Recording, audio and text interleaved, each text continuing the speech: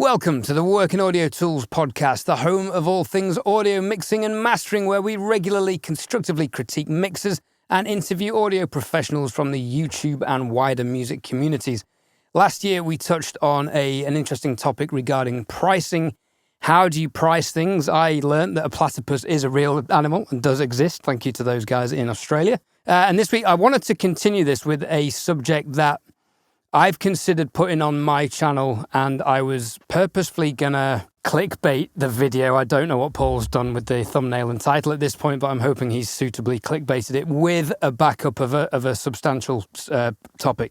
So the title I had in mind for this video was "You're to blame for the state of the music industry," and me pointing at the camera, which would have been offensive to a lot of people and controversial to say the least. Basically questioning, are we, each and every one of us working in the music industry, to blame for the current low value and perceived worth of the industry? Or is technology to blame? With AI products coming to market thick and fast, should we embrace it and adapt and conquer? Or should we try and protect the traditional industry as we know it, and therefore protect our current income, the art form as we know it, and command the fees and respect that we deserve as highly skilled individuals?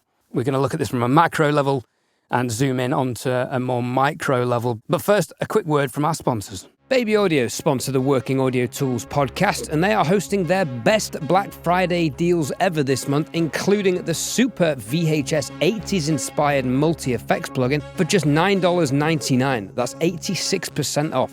This is the cheapest this plugin has ever been on sale. On top of that, get an extra 15% off any Baby Audio order at www.babyaudio.io with VIP code WAT15 at checkout. This discount stacks on top of all Baby Audio Black Friday sales deals this month. Links in the description below. So, Paul, obviously the industry has changed massively in the last 20 years, and it seemed to change almost exactly when I moved from Sheffield down to London. There were regularly bands in the charts. Then it kind of moved to solo artists, and the genre and the format of a multi-person band kind of went to the wayside. And even now, bands are pretty difficult to sell. The industry also changed with Spotify and YouTube coming along, but particularly Spotify. Obviously, we don't need to talk about that. It's well documented. It largely demonetized the industry. It took a big swing at that. Labels now want a cut of touring to recoup the costs, to recoup the loss of physical sales. They're diving into merchandise where they can. And obviously ticket prices has now, as a result of needing to fund the rest of that stream, as it were, upstream, dynamic ticketing has become a thing which I just think is disgusting. And I actually think it's counterintuitive for reasons we don't need to get into it on this episode. Now, I did some research, and you still get paid the same amount of money for plays on radio, roughly. It's a bit lower than it was 20 years ago, but it's still £14 a minute to get a song on Radio 1, which is the biggest radio station, national radio station here for you guys elsewhere. That's about £42 for a 3-minute song. Now, the future of radio is definitely under threat as everyone moves to algorithmically compiled, personalised playlists. So it's well documented that prices are on the down. And there seems to be a race to the bottom. And I see this not just on the music industry level, on that level, but also live music scene, events scene. Everything's getting expensive. Profits are getting diminished. Everyone is struggling to make money on all levels of the industry. And the answer for me, I see, is just having fingers in many, many pies. But is there a point where we need to do something?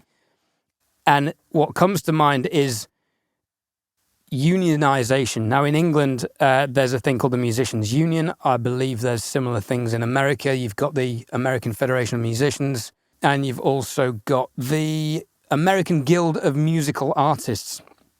And I guess they do similar things to what the Musicians' Union do in the UK, which is basically set minimum rates for musicians. Now, for some reason in the UK, this only seems to apply to classical musicians. The Musicians' Union are otherwise, in my opinion, pretty useless, and this is having had personal experience with them trying to chase people for money and dictate minimum payments. So if it works for classical players and they're happy, why don't we have it for mixing and mastering? Why don't we adhere to it? And I guess my question is, at what point do we need to take responsibility for the entire industry, and how much are we to blame for the devaluation of it when people are undercutting people? Fiverr is globalizing the service industry. Where do we stand? How do we protect this industry? Or do we just accept that the traditional model has gone and we need to move on and embrace AI and basically let AI do the mixing and mastering, and we need to find other skills and other jobs?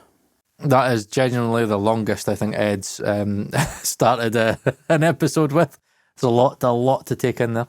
Let's look at this objectively, okay? I'll give you my opinions on why we are in the state that we are in.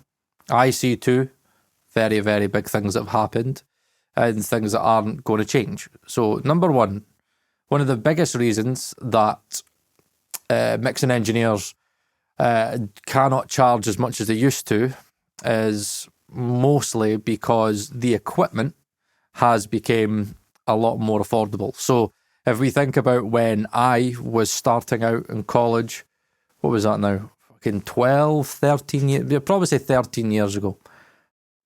At that time, what I was able to afford, I don't even think fucking the ID14 was out yet. It wasn't. The ID14 was not out yet. I just put that in consideration. Technology wasn't really that great.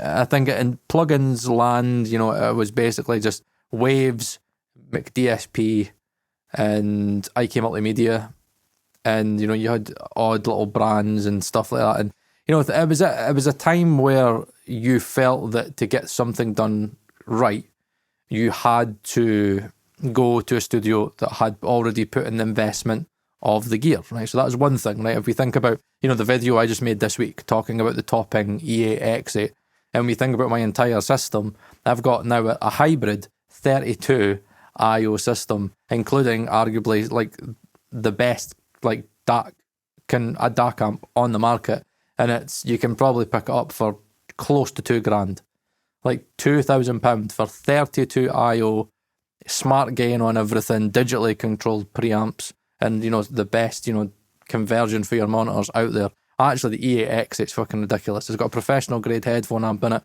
and its EDC measures, as comparable to, an X16 and, RME.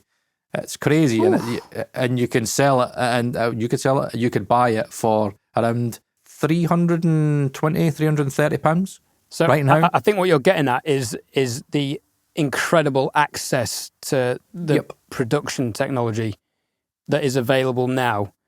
Absolutely. So that's in terms of the production, and I guess anyone with a laptop and some plugins, a plugin subscription, can mix anywhere in the world on a half-decent headphone amplifier, such as the Chord Electronics Mojo 2, which is a good mobile headphone amp, and Hypherman and Nando headphones, for example. So it's cheaper and easier for more people to do it, so there's more competition. Right, I get you. Yeah, okay, so that's one. Okay, so that's the first bit. The second bit has to come in blame from YouTube. Now, YouTube has, and this is a good thing, again, what's difficult for me to have this conversation is it's not selfish, but it is selfish at the same time. We feel that we should be justified for our skills and our experience. However, the issue is that with technology changing, that's made the technology needed to make records and, to make records well, more affordable. If you think about, 500 series stuff, you can get analog now for fucking, no, I wasn't going to say buttons, but, when I was starting out, things were super, super, super expensive. I didn't know anybody that can afford an 1176 fucking 12, 13 years ago.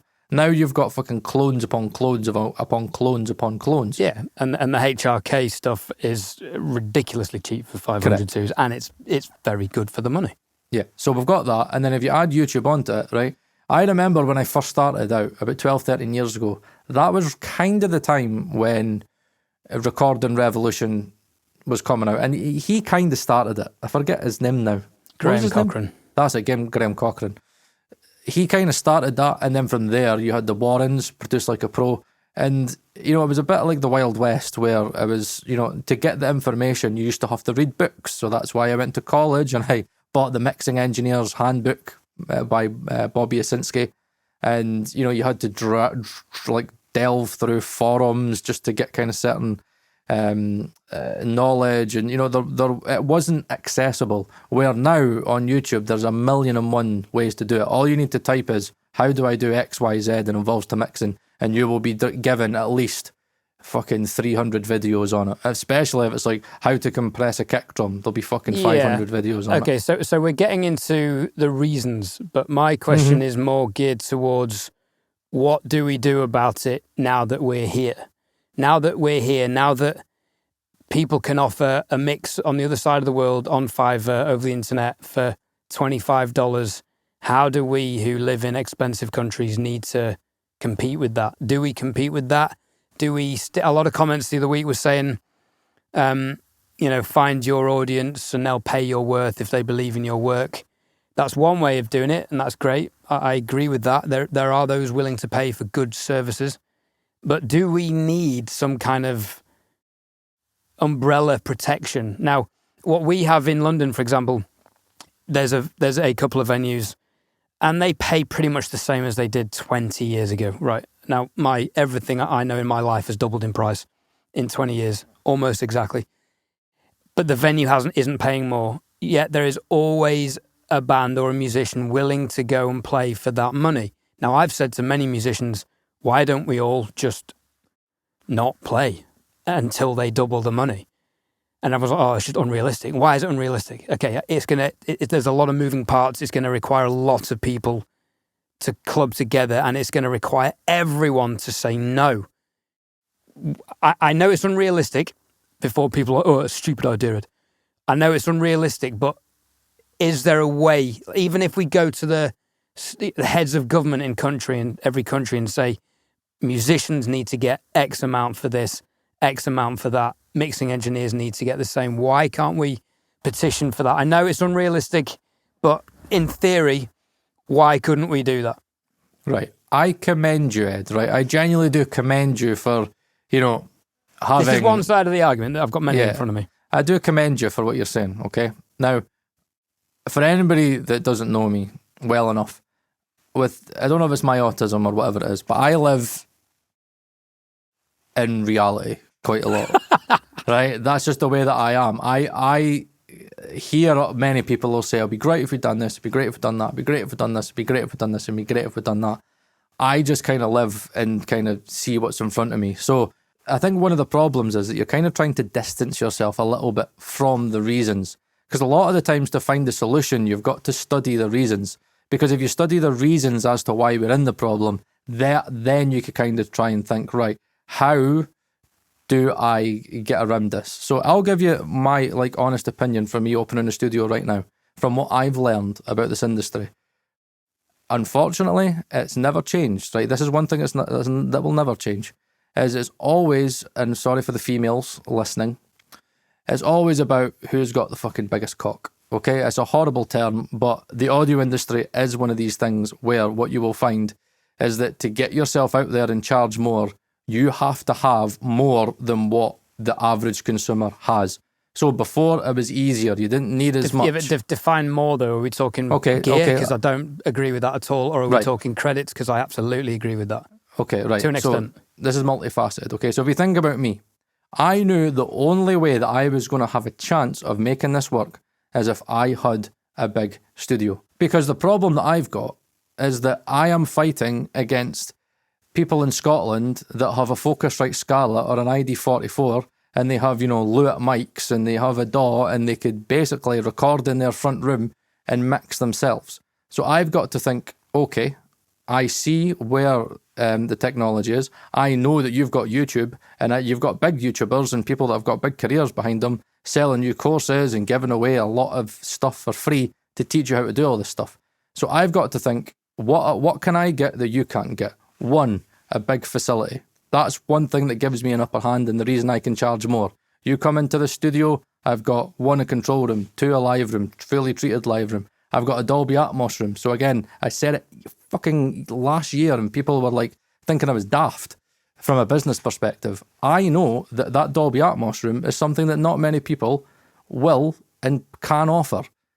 And again, I think that Dolby Atmos is something that many people in the industry are trying to push because they're thinking, right, what can the consumer not get access to? A 7.1.4 Dolby Atmos system. So we'll move that a little bit and kind of shift the goalposts.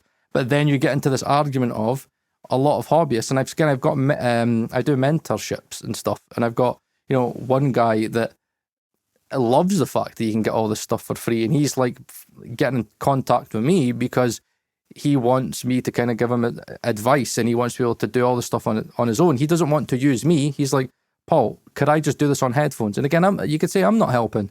I'm teaching people like how not to need acoustically treated fucking mix rooms, because you can do it on headphones. Like, I am a part of the you're problem. teaching the man how to fish for himself, aren't you? Yeah. So I guess technology has evened the playing field because everyone can now fish for themselves, as it were. So that's one thing, right? But I think the next bit that Ed was quite correct with was credits.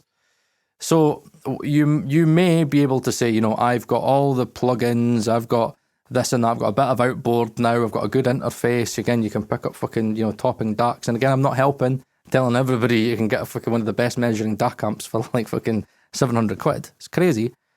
However, you know, what doesn't change is that many people in the industry will go to certain mix engineers or recording engineers or mastering engineers because of the people that they have worked with. So for me, I can only see kind of three things. One, you get yourself a big venue that, or a big place, you know, a big studio that not many people, that's multifaceted, that the people in their house cannot get access to. You know, properly treated rooms, doing things right. Number two, kind of trying to outgear them a little bit. I think that's something that Audio Animals has got on many people. They've invested on, and I'm not saying they've done this for that, but again, if you look at Audio Animals, you know that they've got like over £100,000 worth of fucking audio gear in that studio. And put a zero on the end. I know. And you think about their speakers and their Dolby Atmos room, there is a kind of prestige, or not prestige, perception. There is a perception that comes with all this expensive gear. People normally assume that the more expensive gear you have, that you have more investment and you're worth that your time. So that's another thing. But the analog bubble has been burst, though, in that sense. We touched on the word perception last week, but now the lines have blurred between technology, plugins, and hardware to the point where, as we know, there's a divisive debate either side. Personally, I embrace both. Another compounding factor is that there is no exclusivity, really.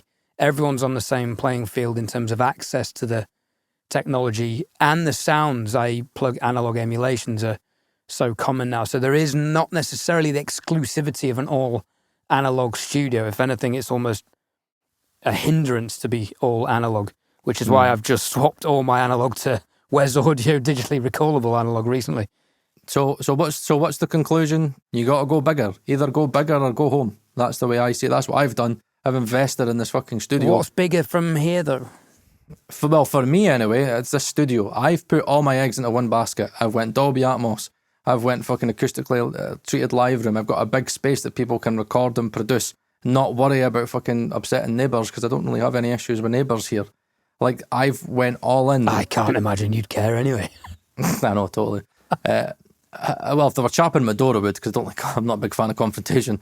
But when it comes to the solution to this, it genuinely is seeing where the goalposts have changed and having to adapt to that. If you want to make big money or kind of like a decent living from this industry, you've got to do one of two things. You've either got to, one, do as many mixes as possible. Like, again, if you're charging 150 quid a mix, you need to be doing like 3 mixes a day and battering stuff out and working as quick as possible. Or what you do is you network, you work hard like we were talking about last week, find your vessels, and you get into the industry. The industry is really the only way to make a decent living out of that, because guess what? The record labels are paying, like, they're not paying guys at 150 quid, because again, it's that perception. Again, so that you've got certain people that they trust to give out a different standard. We are dealing with different standards, right? You've got to remember that somebody that's doing it themselves has this standard. They know they're not going to get to Spike Stent standard. You've got people like us that want to get to the Spike and the Serbans and the Jason Joshua standards. There's a difference. And what's happened is that the perception has changed, and I think that because what's out there just now, artists have kind of understood that I can get good enough with, what's out there just now, and more people are accepting good enough until they get to the point where they want to get signed, and then they have to go for better. It's a very, very, very difficult problem. I think you've touched on an interesting point there. Everyone wants to get good enough. In the past, if you look at the development of studios and the development of studio technology and the development of mixing skills, it was because there was so much room for improvement. If you think from the Beatles recording 4 tracks and, recording those 4 tracks onto another 4 tracks, so they had another 2 tracks to play with, and continuously recording like that. There was so much room for improvement there. We're now at a point where there is no improvement in audio. Atmos is like the last thing. I mean, surely there's nothing. The only thing beyond Atmos I can think of is having speakers on the floor, which kind of baffles me why they don't exist already. If you've got them on the ceiling and you've got them all around you, why only cater for half the hemisphere? Now, whether it's a technology thing and in 20 years' time we're going to have Atmos 2.0 that must has be physical something. I think it's something to do with physics. There must be something to do with physics, and the reason why they've never done it. I mean, like studio physics, it's easier to put stuff up than it is to put stuff down. You've got desks in the way. Why do you have speakers on the floor other than omnidirectional subwoofers, etc., whatever? I get that, but we are at a point where the sound of audio really can't get any better in terms of. We're pretty much at the absolute peak of conversion, the peak of speaker design, the peak of microphone and preamp design, the peak of data processing, and I mean, there's some. You'll be able to answer this better than me. Are we at the peak of plug-in quality in terms of algorithmic complexity? Not yet. We're not there yet, but we will get there. I think what will happen is AI will start taking over. AI will be able to, come up with the solutions that people have right now. Processing power is only going to increase, especially if GPU audio manage to get their way. Because I did a video on it like over a year ago, but they've never done anything since. So there must be limitations, because obviously you need to get, everybody involved. And again, there's audio politics behind all that, but it's inevitable. We're not there yet, but at the end of the day, what anybody will teach you, if you have actually got somebody that works in this industry, you don't need all the processing power anyway, because they're like, Paul, EQ, a bit of compression, it's fucking as simple as that. Use the faders. It's like, we don't need if you speak to people in the industry, they'll tell you, we kind of really do have enough fucking processing power, Paul. It's just that people are obsessed with plugins, people are getting FOMO, people are like amalgamating like all of the different tips and techniques and creating fucking, plug-in change as long as your arm. So again, that's good for us. And that's why, the skill set's important. And that's why a lot of the times, like, I always talk about the journey on my channel, because that's what's most important. Because the problem with YouTube is that YouTube's trying to condense the journey into this small little package, and they try and say, you could do the journey in 15 videos if you listen to me. However, somebody else is going to say, no, they're wrong. Listen to my 15 videos. And then before you know it, you've listened to about 100 people, maybe 200 people in the space of a year. You're more confused than you left, which is a good thing for us. Because what happens is people get in touch with people like me and say, Paul, could you mentor me because I'm so confused? Yeah, absolutely. I mean, I think you're getting onto the subject of FOMO there, which I think deserves its own episode, because I agree. There's a lot we can talk about here, and there's a lot of psychology we can discuss with that, I think, which again is another video I was thinking of doing on my channel, but we're on a roll here with some good subjects, so let's maybe do it here. You mentioned credits earlier, and even now, speaking to some of the people we know who have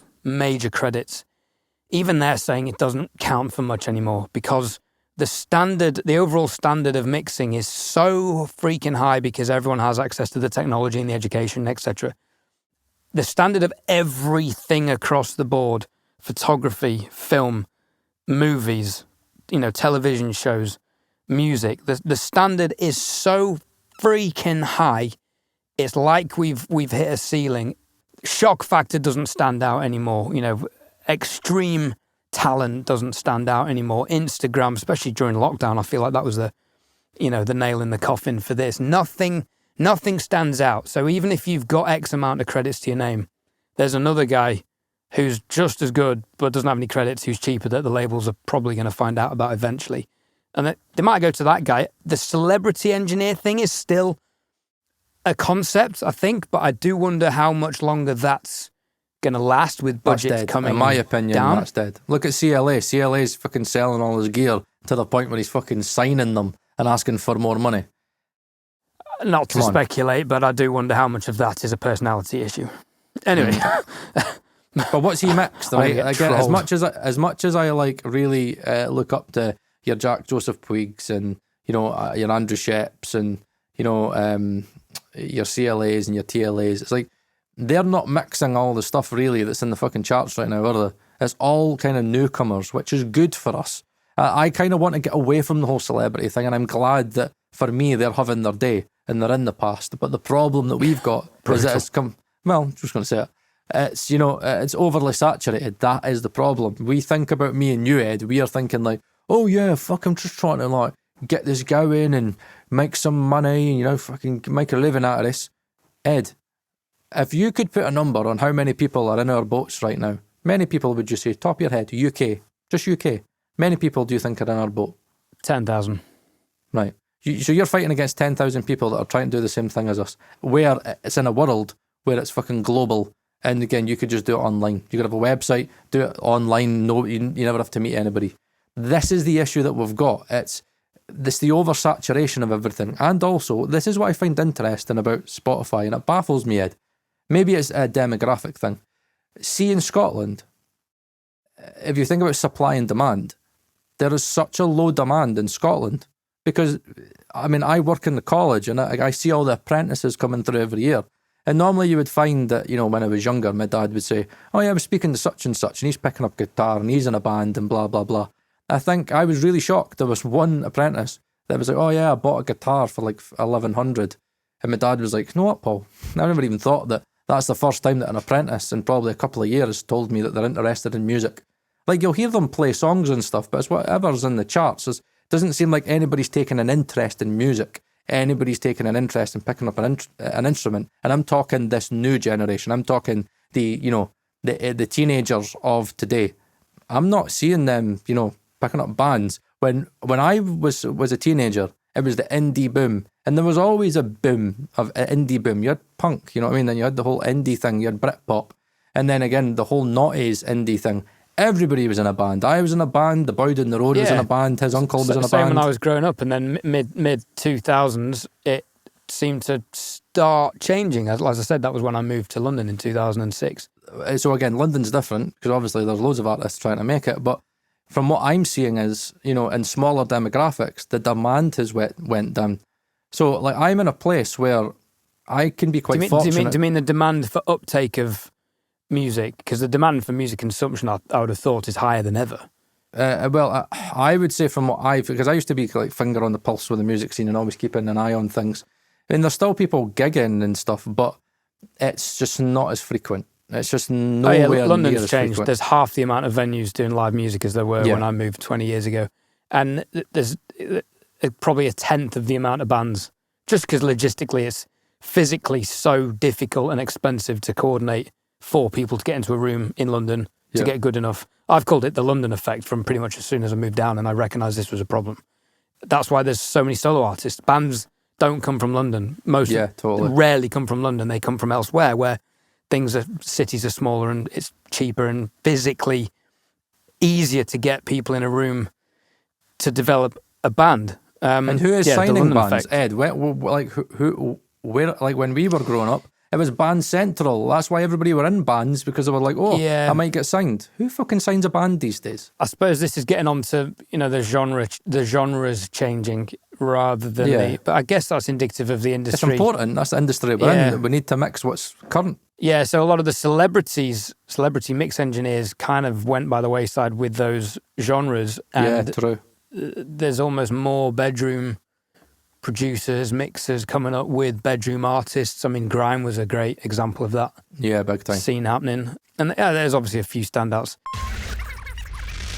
The Working Audio Tools podcast is brought to you in association with our friends at DistroKid for all of your musical distribution needs. Don't forget, you can't just upload your songs to Amazon, Spotify, iTunes, or Tidal. You have to go through a music distribution service. There are many out there, but DistroKid is the one that Paul and myself use. They don't take any of your royalties. You keep 100% of the streaming revenue that you earn. For just $1.92 a month or $22.99 a year, you can upload unlimited songs. Your lyrics can be found in Google and other places. You get the blue Spotify verified checkmark, and you can create royalty splits between yourselves and fellow contributors. You also get access to the new DistroKid iPhone app for editing and uploading songs and accessing your statistics on the move. There are plenty of other tools available on DistroKid.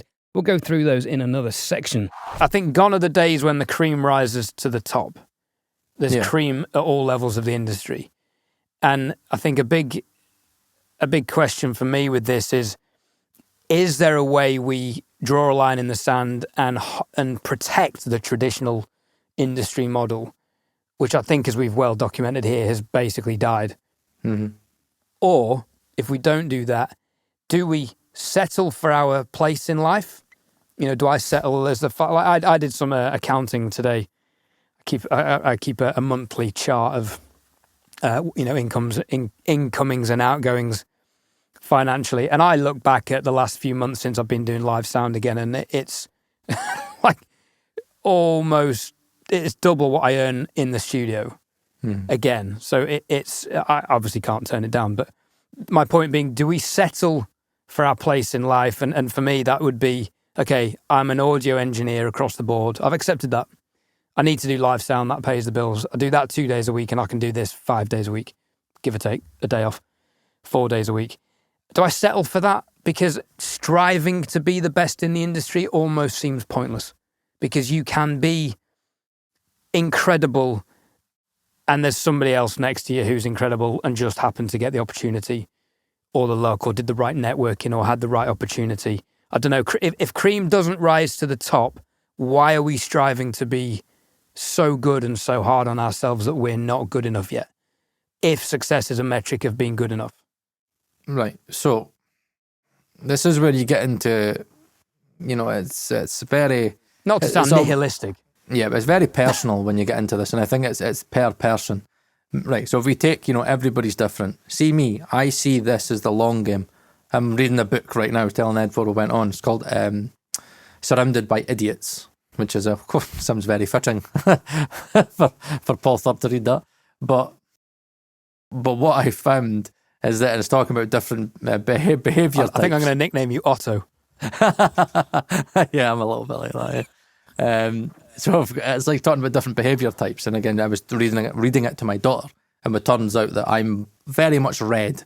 So the way that they categorise the colours very quickly is just that there are certain characteristics, and they say that most people are a blend of these two colours. So red is very driven, very ambitious, very numbers driven, very focused, risk aware, but like they're not basically afraid, fearless. And that's kind of like the way that I see myself, where I think to succeed in this modern day age, you have to be a little bit more red, and you've got to be more fearless. You've got to play the waiting game. You've got to be ambitious, and you've got to be aggressive. And, that's the way that I'm going to be with a studio. I have been aggressive, and I've been risk, I'm not risk averse. I make decisions, I see them, and I go, right, that's what I'm going to do. Actually, when it comes to Atmos, it was like a 2-minute decision. Yeah, you did make that decision quickly, I remember. Like, I remember being in LA in that Apogee studio with Jonathan Morrison. And I remember it was one thing, and he was just going through, and he was hearing it around me. And then I remember I was like, okay, I'm going to think about this. And then I think it was the next morning I woke up and I knew my decision was already made. And I was like, right, okay, I'm going to do Atmos. It made sense in my head, and I was like, right, let's make an aggressive decision. And it was a decision that was risky, but I've got the ambition and I've got the determination to make it work. I think that for me and you, Ed, and for many other people listening to this podcast, the people that can wait it out, the people that are patient, and the people that can play the long game are the people that are going to make this work. Wait what out? AI? No. Well, yeah, I suppose wait out AI, but I think that you've just got to play the long game. You've already spoke about networking, right? And the importance of networking and how cream doesn't necessarily get to the top. Right, remember, right, I bring everything back to kind of, what's in front of me. So I work in the college with, young, electrical apprentices. And if there's one thing about the trade, we all know it, and I don't know if it's the same in the US, but in the UK anyway, it's not about what you know, it's about who you know. And that's something that I was taught by one of, me and Ed's biggest mentors. And I remember the first time I spoke to him. Same in every industry, music in terms of everything, live sound. So you've got a network and you've got to make the most of your opportunities, and you've got to look at different avenues. Many people have looked at me and you, and they've seen the success of YouTube, and they've tried to basically, use that as a way of earning more income. I mean, if we take, for example, Warren. Warren had the Fray, and again, he had Aerosmith behind him, but he got into the whole YouTube side, and now Warren's this fucking massive name. Without Produce Like a Pro, Warren would not be as massive a name as he is now. And you've even got people like Joe Carroll, who we spent time with when we were in LA. He's now doing the Produce Like a Pro stuff. You've got so many mix engineers and producers now. Again, let me look at Eric Valentine. You know what I mean? Like, they're now starting to move more into YouTube. I've got to play devil's advocate here, though, and I don't mean to potentially badmouth anyone here. But I think people would be forgiven that those people are branching into YouTube because they're not busy enough mixing. I'd say it's more of marketing. They've noticed. Okay. I'd say, look, at the end of the day, right, the way that the industry has always worked is that if you don't have eyeballs on you, then, like, how are people going to know who you are? Again, unless you're at the top in the circles, in the cliques, as it were. Yeah, maybe it's a way of getting some attention. I mean, my issue with what you've said, you made an interesting point about your your aggressive approach to offering lots of services in your studio. I commend that, because what I think is good is your studio is offering many fingers in many pies. Yeah. The production pie, the recording pie, the mixing, the Atmos, potentially the mastering, even the rehearsal studio potential. That's great, but what's the point in aggressive diversification if there's still room for all of it to be devalued? And that's my point. Are we at a point where we need to draw a line in the sand, or are prices just going to continue going down? And AI is only going to compound it, and it's going to compound it rapidly. Now, there's a caveat to that. I think AI mastering is slowly becoming something. Mm-hmm. I heard a Lander master this week. My reply to the guy was, it's not very personal. But theoretically, it was pretty good. Not amazing, pretty good. Would do for 90% of people, I would have thought. So I even questioned, why am I offering free mastering on my website to try and get clients when people can just go on Lander, which is going to do a different job, not a better job. It'll do things better than I do, and I'll do things better than it does. That's a direct threat. And in theory, AI mixing is going to do the same thing. However, I tested some AI audio mixing on this podcast last week, and it didn't even pass the Ed Thorne test before it got to the Paul Third test. The audio that the program offered up was absolutely dismal. It was shockingly bad, and the video was terrible. So it's got a long way to go. So I don't think we're out of a job yet. But I guess I keep coming back to this thing of, do we need to be collectively respecting our future selves, honouring our future selves, and drawing a line in the sand and trying to establish a standard, as it were, a price minimum or some kind of... I don't know what the answer is. This is why I'm having this conversation. Do you want me to tell you why that'll never happen? I know why it'll never happen, because some cunt will always undercut someone else. It happens in every industry. So what did we talk about last week? We have to be... So again, why I said I will aggressively price myself at there, because I justify my time. But the thing is, to justify your time, you've got to justify it to your client. So you need to invest more. You need to have a bigger space. You need to get more... You need to network. You need to get bigger clients. You need to offer something that they cannot get in the home. And that's why, I didn't really do a good job explaining the YouTube thing. Like, what I want to make people aware is that, see, like, in terms of the YouTube thing, like, me and Ed have got work out of YouTube.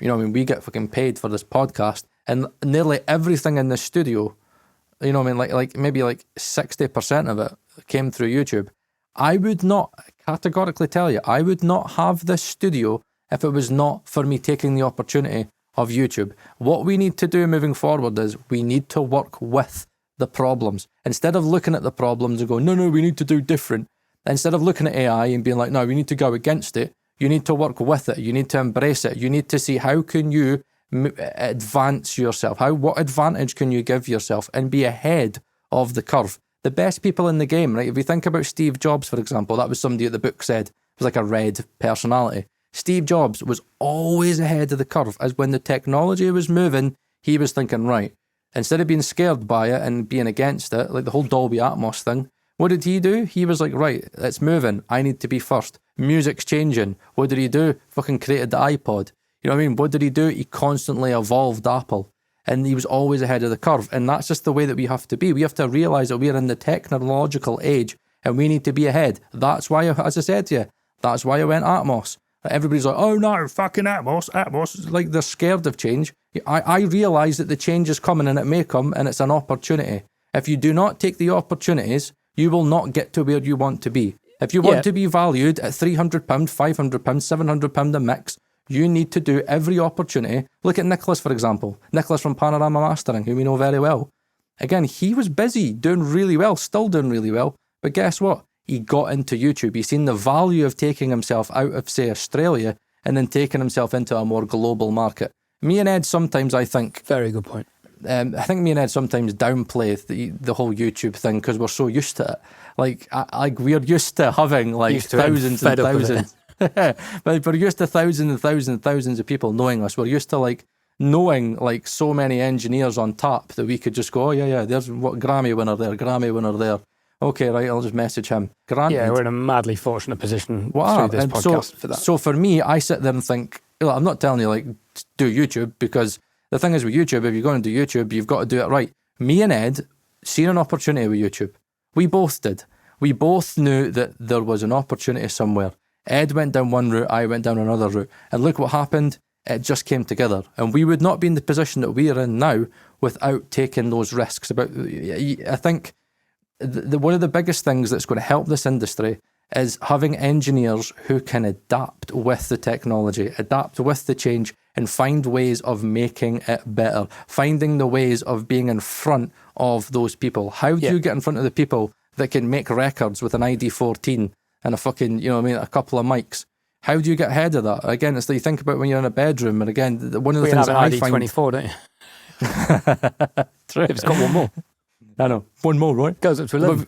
But we think about, my mentoring clients, they've got the tools, they've got YouTube there. But why are they getting in contact with somebody like me? Because they see the experience, they see the journey, they almost go, right, I need humans. And that's something that will never, ever change. That's why I talked last week so much about relationships. Yeah. Right? That's the thing that will always keep us ahead. If we always maintain that human relationship, which is, inherent of every artist. As I said, I think 3 weeks ago, it's for every Michael Jackson, there was a Quincy Jones, and for every Quincy Jones, there was a Bruce Swedian. That's the way that you need to work. That's the way that we need to keep that humanistic feel. If you allow, everything to move to AI and you allow artists to create that subpar quality, then it'll always go downhill. But that's why you need people like us who can do it better.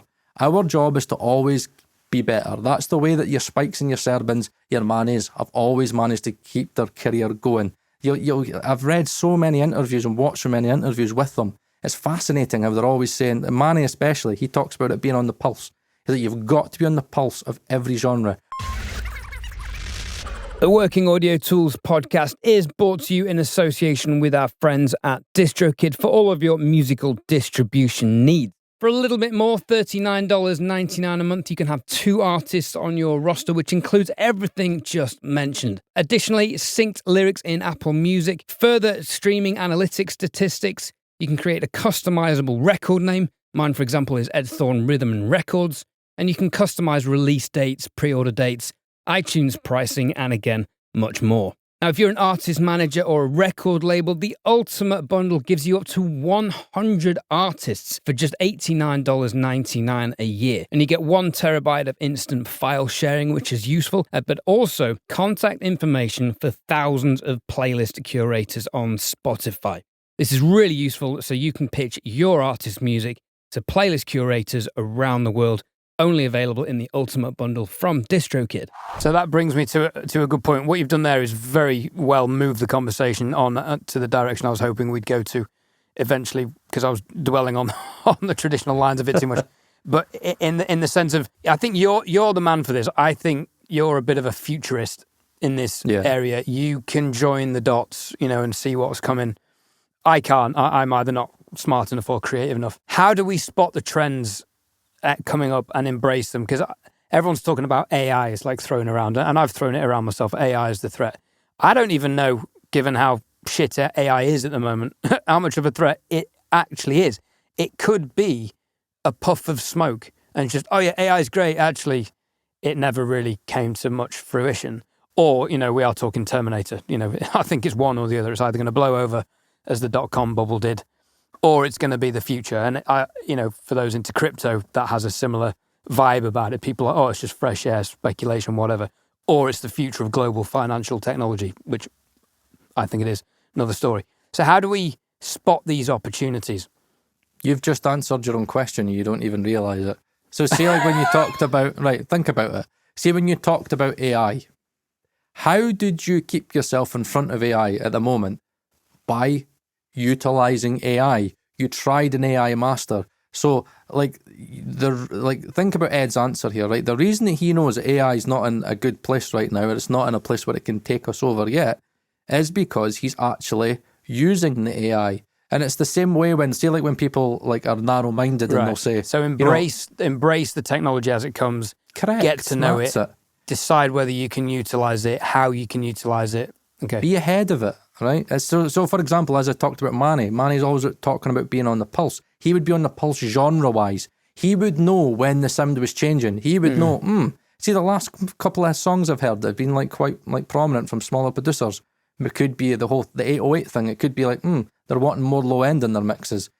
So when I do the genre, they're going to want me a bit low end. Again, think about trap and stuff like that. And, remember when Jason Joshua was talking about, how he was listening to it and he was going, I don't think they're doing that well and I don't think they're doing that well. So he learned how to do that slightly better, and then he was ahead of the game. So the only way to kind of make this work in a modern day is by being a modern day engineer. You can't be a boomer. You can't sit there on fucking gear slots and be like, oh yeah, remember the days of type? Fucking hell, man. Oh my God. I still want things on vinyl. Right, fucking sorry, you're fucking dead with the dodo, mate. Right? Jesus Christ, we're in Atmos. Come on. We've got to the point where you've got lossless audio. You know what I mean? It's crazy. We're streaming lossless now. But it's always about being in front. I think, whenever we think about being scared, you think about, Steve Jobs. I think Steve Jobs is one of the biggest inspirations for anybody because he always had this ability of being ahead of the curve, didn't he? He always knew where everything was going and he was like, right, so I need to move there. I think what the problem is that many people in the industry have stood still. And look, this happened with analog versus digital. Serban, Ghenea being a huge example of this. That one of the things that made Serban able to kind of get in front of many engineers is because he embraced digital early. There was a great interview I heard where somebody was talking about when he was first kind of getting successful and he was getting a few awards. And there was, he didn't say which engineer it was, but he kind of felt that he was meeting a few engineers and they were kind of ridiculing him a little bit. It's like, oh yeah, there's the in-the-box guy, there's the digital guy. Fucking 20 years later, he's now one of the fucking biggest mixers of all time. Why? Because he's seen the change. Yeah, and he would have got ridiculed, A, because people would have been fearful of change, but B, because the plugins 20 years ago were not what they are today, although some of the Waves classics are probably 20 years old. There. So embrace the change, be ahead of the curve. That's how you do it. That's what I'm trying to do with the Atmos thing. And I find that, and I'm only going to say this once because I don't want everybody to jump on Atmos. But see, to be honest with you, tell you, Paul. What I find hilarious is that many people will think I get really pissed off when everybody's like slagging Atmos. I'm going to say this once and only once. I love the fact that you all fucking hate Atmos, because genuinely it helps me create a better business for that. Because the less people that are doing it gives me an opportunity to add something different. Want me to tell you one of the main reasons that I've had now like 5 people visit the studio and it's not even open, it's opening next week. I've had 5 people in here, quite reputable people in here in Scotland. And want me to tell you the reason why they came in here? Dolby fucking Atmos. Because they're like, oh, I want to hear Dolby Atmos, I want to hear Dolby Atmos. And then when they're in, they're also like, oh, could I hear the HE1000 SEs? You know what I mean? It's like, that's giving me something that not many other people are doing. And I don't give a shit about what you say about Atmos. I don't even care if it fucking takes over. Because at the end of the day, I have a business model of making it work as is. If Atmos doesn't take over, doesn't take over. But I feel like I'm starting to get ahead of the curve. So if it does take over, then I've learned Atmos. And then I'm at a point where I'm like, right, okay, you want an Atmos mix? Here I am. Oh, by the way, Paul Third. Oh, I know Paul Third, blah, blah, blah, does YouTube. It's about being ahead of the curve. For us, I think me and Ed got ahead of the curve when it came to YouTube. I think it's way harder for people to get where me and him are in YouTube land, because YouTube now, like mixing, is so unbelievably saturated. We got in just at the COVID boom. We got in just at the right time. Even I feel like I was 2 years too late. If I'd have gotten in 2018, I agree with you. Because the channels who were about 30, 40,000 at the start of lockdown, they took off. And now, I look at, other channels, incredible YouTubers, that nobody's growing. So it's become saturated and it's come to a standstill. So, okay, so in summary, we need to not be so nihilistic, or I need to not be so nihilistic. We need to respect the traditions, embrace them for what they are, learn what we can, but at every opportunity, try new technologies. Yeah. And see if we can embrace it and use it. To our advantage, yeah. Yeah, I mean, one guy I admire massively is Chris Graham. He is all over AI and automating things and automating systems to streamline things and maximize productivity. And he had this system where he could literally master albums in a day, like multiple albums in a day, not even like 10 songs. We're talking 30, 40 songs a day. And when you hear what his system is, you're like, that's incredible. I mean, it would have been a ball ache to implement, and he did it for himself, but an incredible use of investing the time. So I guess what you're getting at is, we would recommend, because I agree with you, that invest the time to try these things, because you may decide, actually, I don't like it, it's rubbish. Or you may decide, oh, there's a niche for that. Like, for example, this is not AI, but I got a Stream Deck, right? I can't bring it up to camera without unplugging it, and I need it. It helps me swap between applications. And today a guy came around to buy something, and he showed me how to swap back to the desktop. So I can go anywhere on my screen, pull up stuff at the touch of a button, rather than having to scroll my mouse around. It sounds simple, but I've spent maybe an hour and a half, 2 hours programming this thing to function how I want it to, and it is literally saving me, if I go down and find an app, scroll along, find the little icon, 2 seconds every 5 seconds every time. It's not much, but it adds up, and it's just really cool. Embrace it. Like, at the end of the day, Dolby Atmos, right? I don't give a fuck. Just don't be scared of it. That's the thing. It's like everybody's scared of Dolby Atmos because they're scared of change. You've got to embrace change. The most successful people in the world are those who have seen change and embraced it and found out how they fit into that world of change. You got to embrace it, and you've got to learn that this is if you're in audio, you're in it for the long haul. Don't expect to be fucking making a living off this after 2-3 years. You might be 5 years in it, then you can maybe make a fucking decent living out of it. So there's a lot of work that you need to put in yourself. Yeah, a lot of stuff to dig into there, Ed. I'll let you finish. Ultimately, though, I think there will always be a demand for music. There will always be a need for human expression, and that will create a place where there is always work for us. And if you want to maintain pricing structures, I think we all have a responsibility to charge appropriately. And if you are finding yourself undercutting someone else through fear of missing out, I think you may need to question yourself because you're only contributing to the devaluation of the industry, which is going to be almost impossible to remonetize now that Spotify is here. So as Paul said, we need to find alternative ways of making money. If that involves having fingers in many pies, running a studio, doing YouTube, doing live sound, playing an instrument, editing videos, whatever it takes, I think now is the time to be diversifying and, as Paul said, embracing technology and hopefully trying to think positively. We're British, so that doesn't come naturally to us, as this podcast may have alluded to. Well, one bit of positivity, right? I will finish this podcast this week and I'll ask you all watching one question, right? One question. I want everybody to ask themselves this, right? Whenever you are dealt with a really big change that, makes you quite fearful, like you're quite fearful of a big change, instead of your first reaction being, no, I don't want this, fuck it, fuck change, no, we need to stop this. Instead of sitting yourself down and going, no, I need to stop it, ask yourself one question. How do I fit into this change? There you go. It's a good one, isn't it? Top of the bin, mate, top of the dome. How do we fit into this change?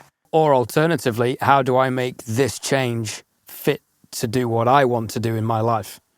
Yeah, it's multifaceted, right? Just ask yourself the question. Instead of expecting the world to revolve around you, how do you fit into the revolving world? Leave your answers in the comments, bullet points only. It's been emotional. We'll see you next time.